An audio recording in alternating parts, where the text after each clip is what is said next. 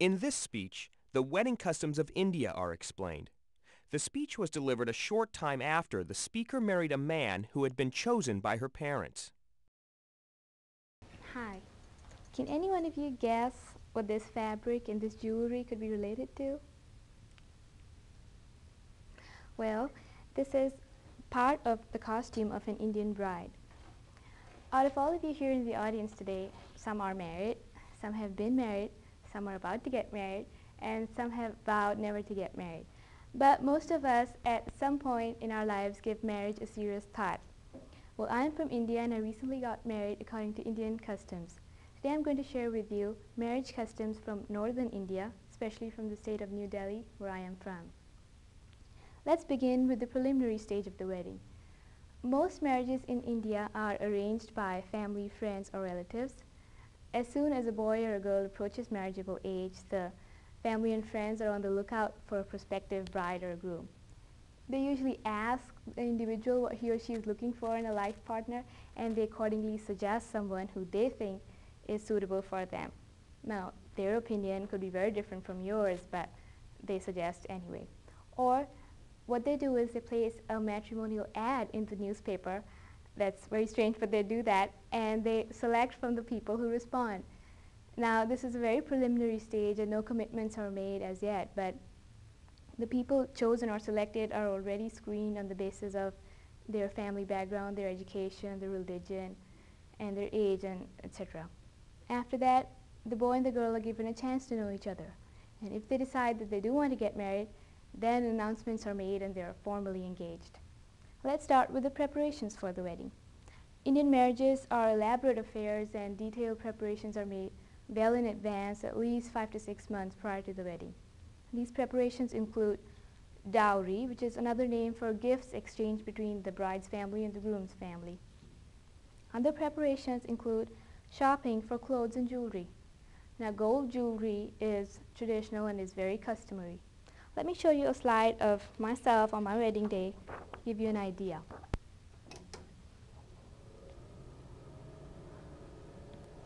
The jewelry you see me wearing here on my forehead, on my nose, on my ears, on my neck, and the red dot on my forehead and the little dots on my forehead are all symbols of marriage and are worn by an Indian bride on her wedding day. Bridal clothes are in the shades of reds and pinks and gold. Red is preferred because it's an auspicious color, and the only color not permitted to be worn by Indian brides is white, which is the color American brides wear. So that is just a difference in custom. And then the usual preparations for a wedding are made, the venue is decided, the caterers are booked, photographers are hired, decorations are planned, and the invitations are sent. Now let's come to the actual ceremony. The actual ceremony is performed in a temple. This is a picture of the Golden Temple. It is situated in India and is the main temple. Now, since not everyone is fortunate enough to get married here, most people choose any other temple around the country or around the world. Like I got married in a temple in Charlotte here. Next, the bride and the groom exchange garlands of flowers. Now here you see me putting the garland around my husband's neck, and then he has one and he'll do the same. Let me give you a little insight here. My husband was very uncomfortable with his headgear, and he kept complaining that it was pinching him on his ears and he wanted to take it off because it wasn't his size. But no one would listen to him and he had to wear it throughout the ceremony. So comfort is clearly sacrificed for the sake of tradition that day, and usually most people don't even complain, but he did.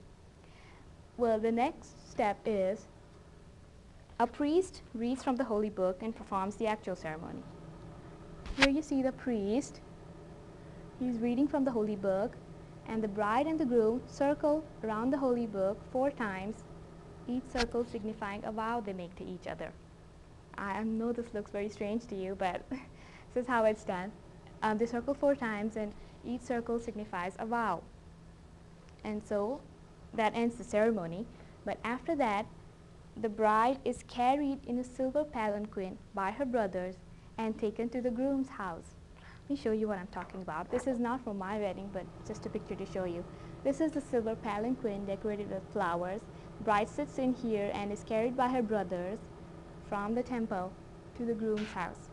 Now, usually most people omit this step altogether, and even those who do usually rent the palanquin and hire these people because not everyone has brothers, and they are not willing to carry you. Well, we omitted this step too, and most people conveniently get into a car and drive off to a reception, which is big or small, depending on your circle of friends, your budget, and your individual preference. Thus, the ceremony is complete. Let's review what we talked about. Indian marriages are usually arranged by family, friends, or relatives. Detailed preparations are made well in advance, and the actual ceremony is performed in a temple by a priest who reads from the holy book. In conclusion, let me tell you about another Indian custom wherein all Indian married women fast for a whole day to pray for their husband's good health and prosperity.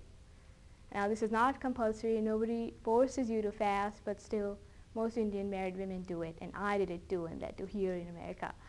So it goes to show that marriage in India is considered sacred and is performed in a very traditional manner. Can I answer any questions?